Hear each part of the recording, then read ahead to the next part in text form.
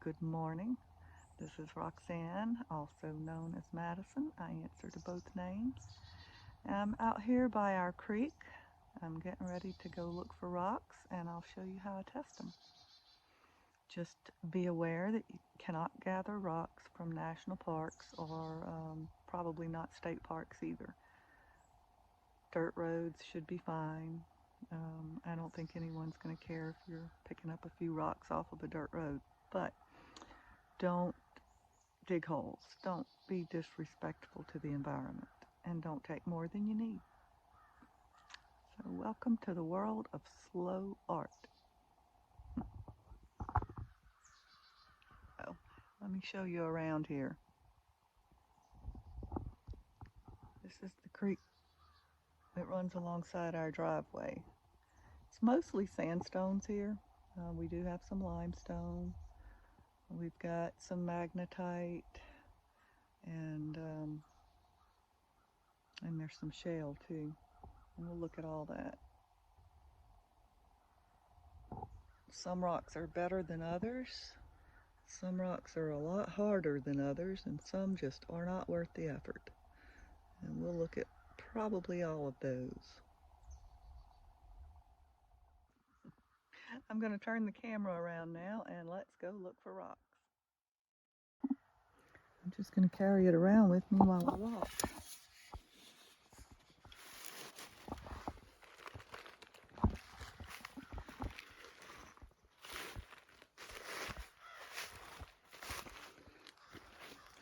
Go to another part of the creek.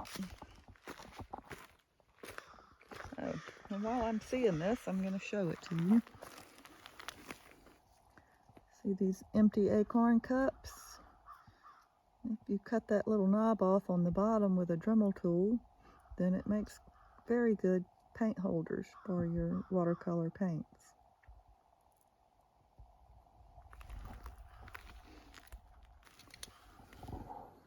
There's a rock.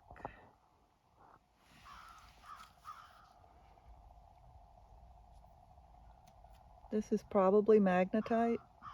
It's really hard to break, but it makes a very nice brown, sometimes a black paint. So I have my little thing with holes in it that I can get water out and hold rocks while I'm walking around. We'll take that one with us. I'll test it down by the water. Here's a look at the land.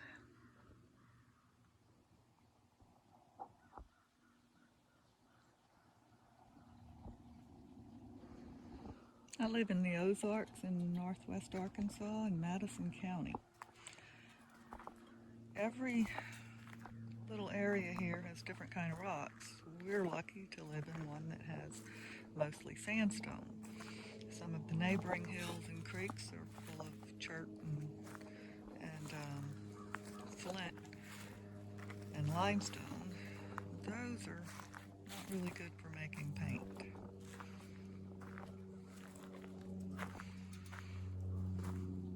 It's a nice time to look for good rocks because the ground is moist from the dew and fog that settled, so the color shows up better.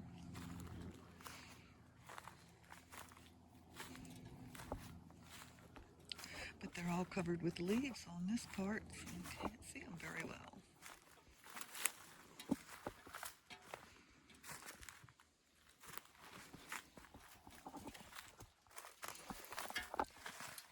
The smaller ones that get trapped between the large rocks, those are the best ones.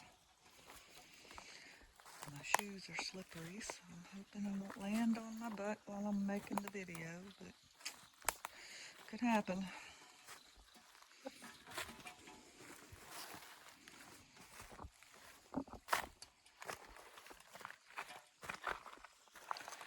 Right in here, between all these big rocks, there are a bunch of smaller rocks.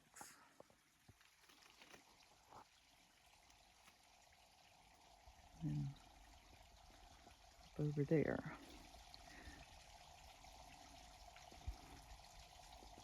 And when I'm looking for the rocks I want to test, I'm also looking for a rock to test them on, like that one that's facing slanted and has a little bit of water nearby.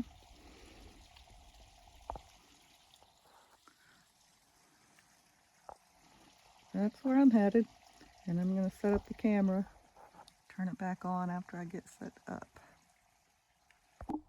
Okay, so the first thing I'm going to do is test that rock we just picked up. And you can't see, but I'm wetting it in that little puddle of water that you saw in the glass frames.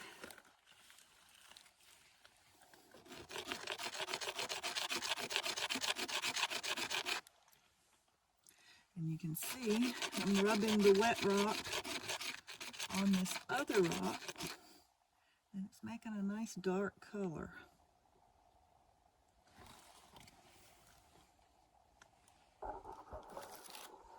Let's see what other colors I want to try. See this rock right here?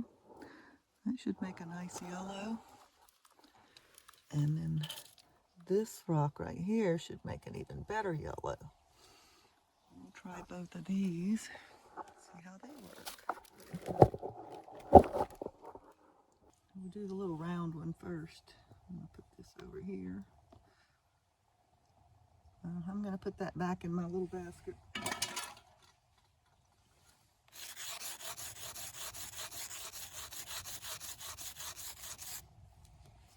Yep, that makes a nice yellow.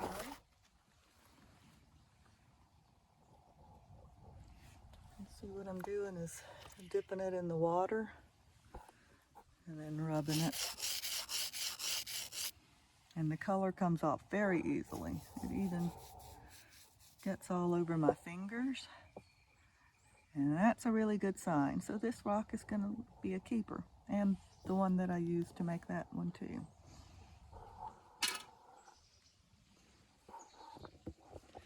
Now let's see if this smaller one makes any good color.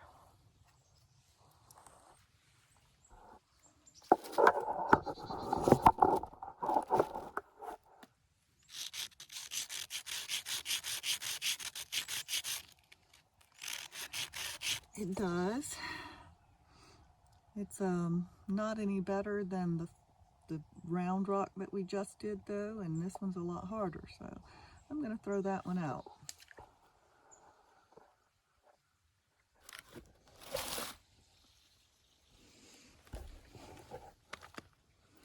Let's see what some of the other colors right here do. Might have a little red in it.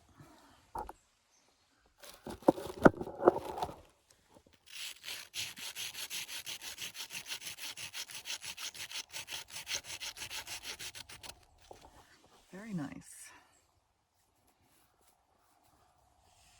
And look at the red that comes up on my finger. So this one is also a keeper.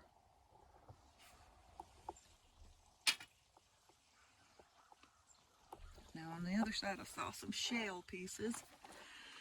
I'm going to get that. They're over here. I think I'll take all of my stuff and go over there.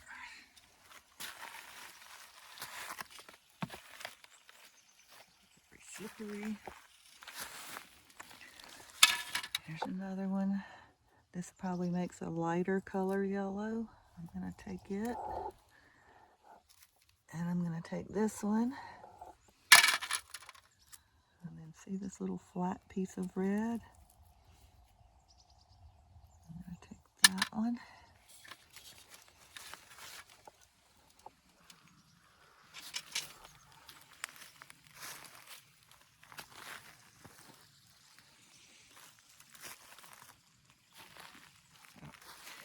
Good place to come. Look at this.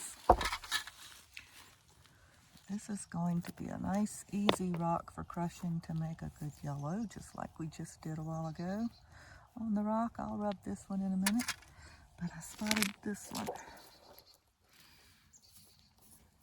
That is going to make a pretty nice russet, I would imagine.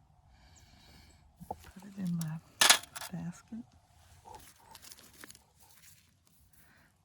And this is a piece of the shell. There's lots of smaller pieces in here.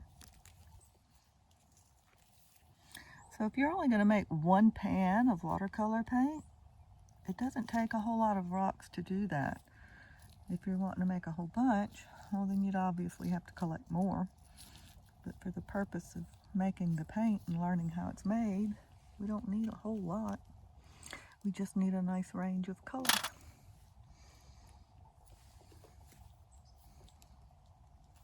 Let's see how that one looks too.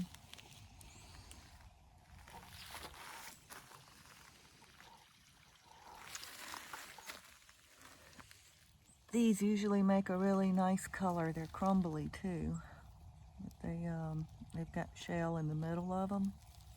The outsides make a nice yellow and the inside kind of blends it in to make a different color. The color of the rock is not always exactly going to be the color of your paint.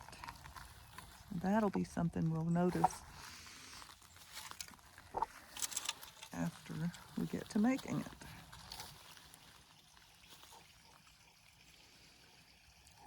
So right now, we've got yellow, reddish, and something that will either be brown or black, and gray.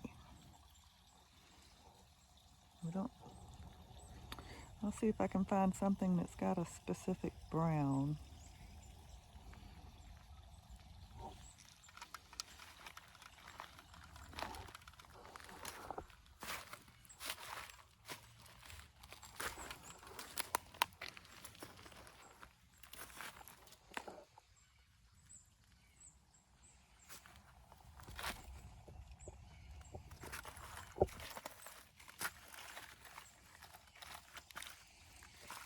Back to my testing spot.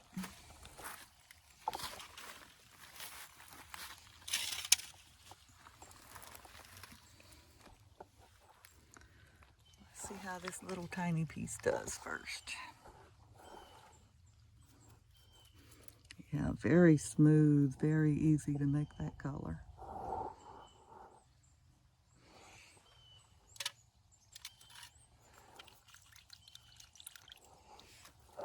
This is the one that had the little slight blush in it.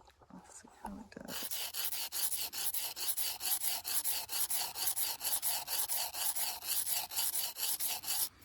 Gorgeous. Look at our little rainbow. This will wash off in the next rain, so I don't feel guilty making art on the rocks.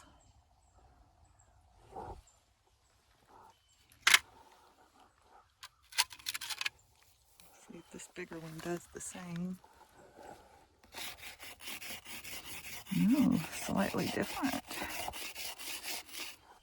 I like that. I'll keep that one too.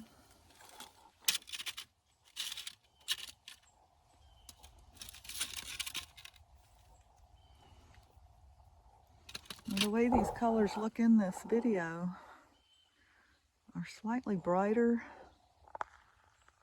and not quite as earthy as they truly are. This one is showing up really bright on my screen, and it is bright, but it's not so yellow. It's got a more earthy tone to it in real life. This one looks fairly accurate in my screen. That one looks pretty accurate. That brown is a really nice brown. So we've got yellow, russet, tan, brown, and a nice red. So they all look fairly accurate on the screen as I'm filming it, except this one is not as bright yellow as it looks on the screen.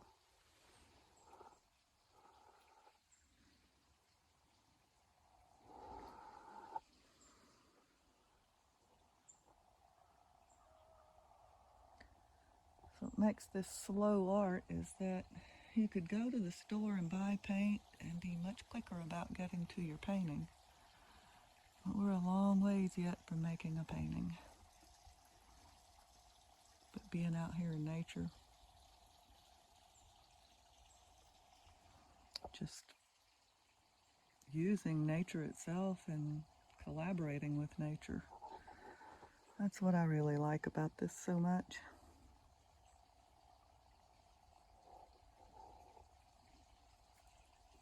I hope you do too. Let's head back to the house and I'll show you how to test them when you don't have a creek handy. And just for a side note, if you have no rocks where you live and you've signed up for this course, I will send you rocks like this for the cost of postage. And postage runs between $5 and $10 to ship a pound of rocks. So email me if you don't have any and I'll send you some.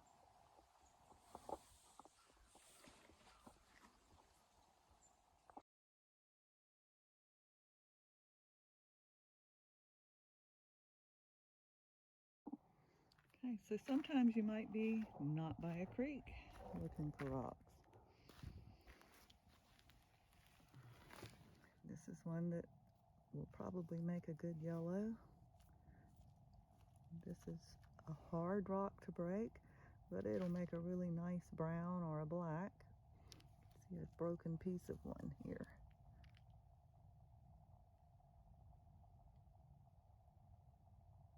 Can you see the glittery parts in it? It's got a lot of silica in these. These are sandstones. So we have a nice dark brown, another nice yellow. This one has some red to it. It's hard to see it in the bright light, but we'll take it too.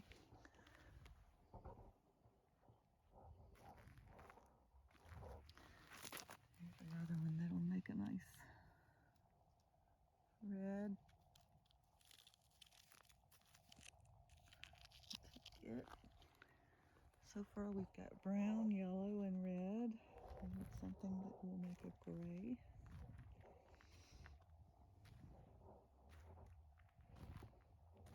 When you first look out, everything looks the same color. It's the brownish yellow color of our dirt. But when you start looking at the individual rocks, they're not all the same color. This is a big rock. Might probably make a lot of nice brown, but that's too big, too hard to break up.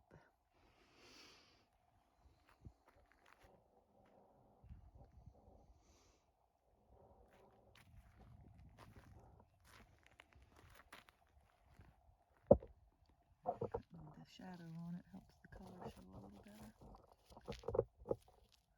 That one looks like a really hard rock too.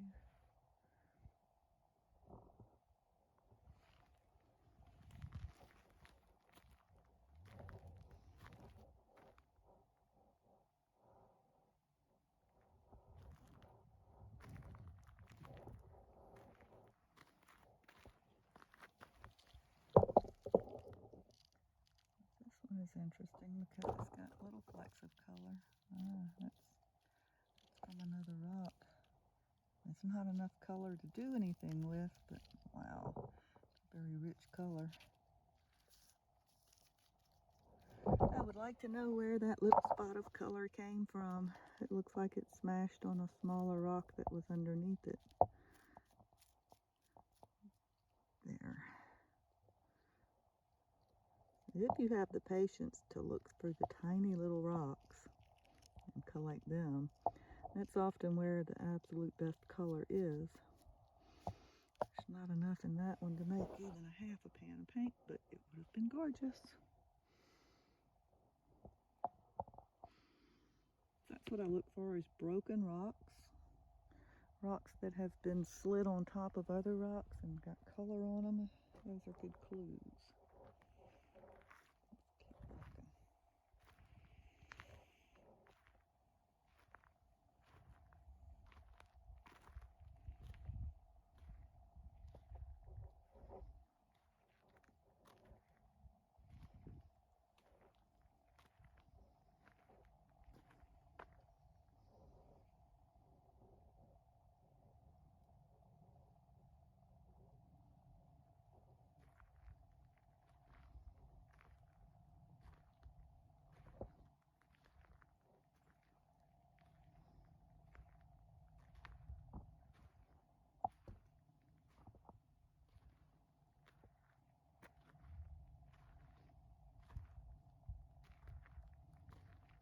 most of the shale is not around here, and that's where I usually get my gray from. The shale is in the creeks and sometimes down the road in the creek over there. We'll go see if there's a big piece of shale to show you. Oh, never mind, let's look at this.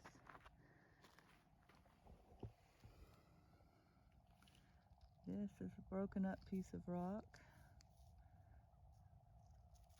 And all those little, make a nice dark black, probably a good black, but it's not enough of it.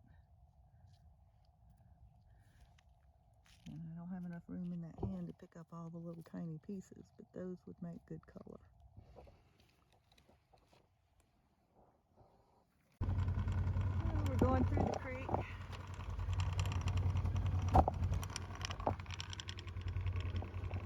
Well, we're going to the creek. We're not going through the creek. We're going through the bridge. I mean the gate. Show you up there. She's not there. We have a little screech owl that lives in a hole in the tree over there. We call her Henrietta.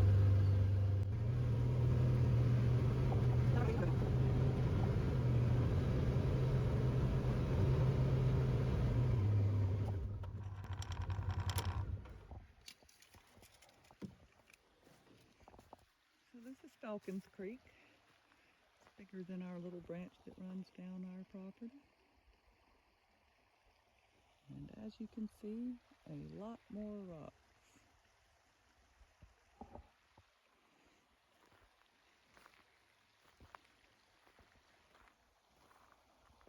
And we'll make some white watercolor. The limestone won't work to make a white oil paint, but it makes a clear paint that's good to use for glazing or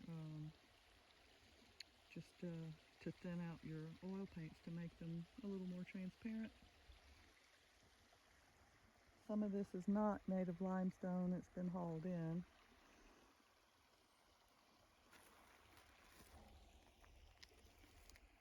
But for the sake of color, that's a nice rock right there.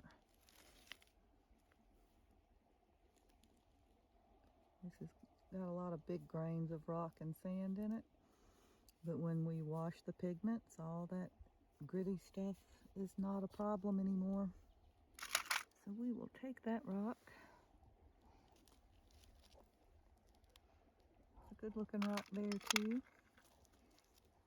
Of course, I have so much yellow already in my pan. I don't need that one, but I like it, so I'll put it in there too. I'm looking for shale though. Stay focused.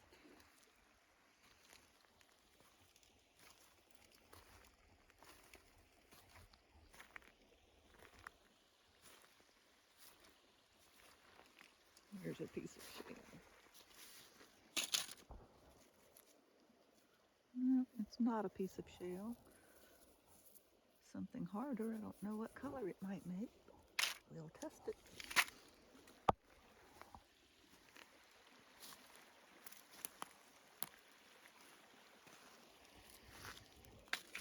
And this is an interesting rock.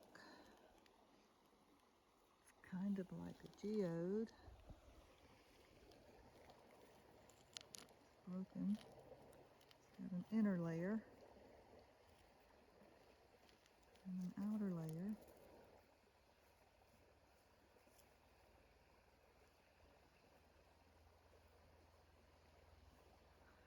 Well, I don't think I really need this one for making paint. It's just interesting to look at, so I'm going to leave it and continue to look for the shale.